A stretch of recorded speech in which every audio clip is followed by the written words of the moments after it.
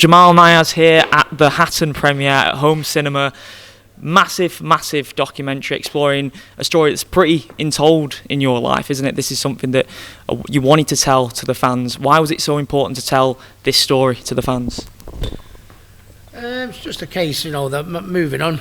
Moving on with your life. I've had so many great times. I mean, some of the best times in British boxing. When the trips to Vegas, people still talk about them to this day. So it's going to be great to relive all them moments. It was great for me to see the stuff when as a youngster growing up, playing football and just boxing at the local club on Hattersley Council Estate, and then it ended up where it ended up. For fantastic times. But then sadly, it's such is life. Sometimes, you hit the brick wall, and my world looked like it was coming to an end. And but ultimately it turned me life around. So I thought it would just reach a stage, my career. I mean, I've put me past behind me, put all my problems behind me. I've done my exhibition with Barrera, which was dead positive.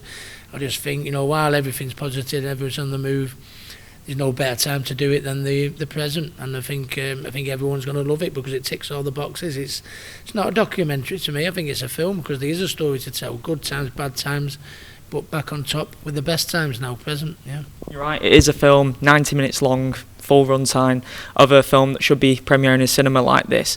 And would you say it's closure for certain aspects of your life as well, for having it premiere in such a large audience, on Sky, on television? Everyone can access this and see a side to you that probably we've not seen before, as I mentioned. Yeah, I've always been pretty open with everything. I've never shied away from anything. I've when I do me guest speaking and my sportsman's dinners, I always, very open about my mental health and my depression and and everything that all the problems that I had.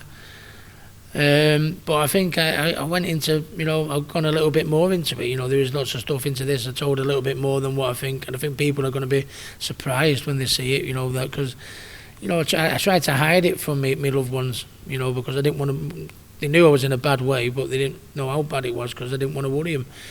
My mates will probably watch it and go, "Wow, God, didn't realise it was that bad." Well, I'm not going to go to my mates and say I'm crying every day and want to kill myself, So it's it was able to get the whole truth and nothing but the truth off my chest. I've always been very, very open, but I don't think I could have been any more open in this documentary. And I think for the better. I think people will hopefully come and be inspired and take the positives out of it and say, God, I'm where Ricky was, and look where he is now. It can be done. And. So there's going to be a lot of good times, a lot of reminiscing. Oh, do you remember that fight? Do you remember going there? Do you remember watching that? And there's going to be some lumps in the throats and a bit of tears in the eyes, no doubt. But all for the better, all for the good. And you must be filling with pride from what happened last year in Manchester. Sell-out arena against Barrera. Absolutely epic entrance, magnificent performance from yourself. You're in amazing shape. Just how far you've come from where this film takes you to now. There's even possibilities of future exhibition bouts. I definitely want to see you back in the ring as well. So, how proud are you of yourself for being here right now? Really proud. And it's like, you can talk about, the problems, and I fell out with them, and I fell out with him, and I fell out with them, and I was down and I was suicidal. But, that's in the past, and that's where we've got to leave it now. And I think this documentary is the final two fingers up to, to all them things. Shit happens to us all, do you know what I mean? And life isn't fair at times, Well, the one thing is we can either dwell on the past, which I dwelled on a lot of things for a long period when I was going through me bad times. I'm not doing any more dwelling now. I'm moving forward, and helping people with my mental health, trying to bring the next champions through, and doing something positive, which was what the exhibition was, and that's what this documentary is. Everything's positive from here on in for Ricky Hatton. 100%, and we talk about Campbell a lot when we catch up as well, seeing his journey progress as well, following in your footsteps, and he helped you prepare for your exhibition last year, which I saw the videos of you guys sparring. But well, that's incredible, isn't it? Like that journey from him. Well, I sparred with him and I said, you got me with a good body shot in round 3. He went, no, I thought I did you, Dad. I went, what do you mean you thought you did me? I'm your dad.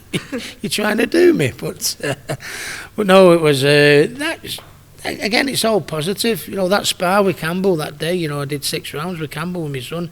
I never thought he'd be in training camp, and I'd be in training camp at the same time as my son, and we'd spar together. You know, and it's just everything that is in my life now that I want to do is something that's going to make me happy. If it's not going to make me happy, it can go for the Burton as far as I'm concerned, you know. And I'm sure in this film it'll show how it was affecting your loved ones when they were watching you in the ring. You know, it's such a nerve-wracking experience watching family go and fight, and now you're experiencing that, seeing Campbell fight as well. So do you empathise with those family members and friends now when you see Campbell fight as well and experience those same emotions? Yeah, more so. It's probably worse for me because I've actually been in there and wore the T-shirt and done it, and I know how hard it is in boxing and what you've got to go through to get in the ring, and then I know how hard it is to, you know, when you do get in the ring, you know. So yeah, I can you know, I can see what my family went through, but at the end of the day, you know, I didn't want Campbell to go professional, but at the end of the day, that's what he's done. He's dedicated, he works very, very hard, he's improving all the time, and I wouldn't have let him go into boxing if I didn't think he could come out of the game with a belt round his waist or make a decent little living for himself. Whether he gets to the top remains to be seen. It certainly won't be the one for trying, and he's certainly got half a chance. But at the end of the day, I wouldn't have let him go in the game if I didn't think he could come out of it, you know, as a success. And I think that's what he'll end up doing. Final one, I mentioned before about possible future exhibition bouts involving yourself because it's proved a massive success. You know, the Mayweather story's there, that would sell for the fans. That would be incredible, wouldn't it? Is that something that you'd be open to as well?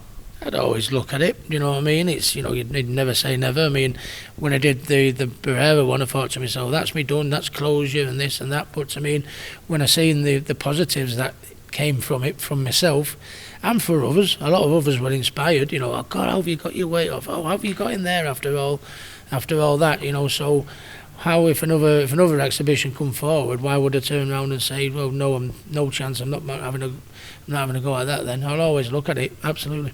Well done. Looking forward to watching the film, and well done on all your success.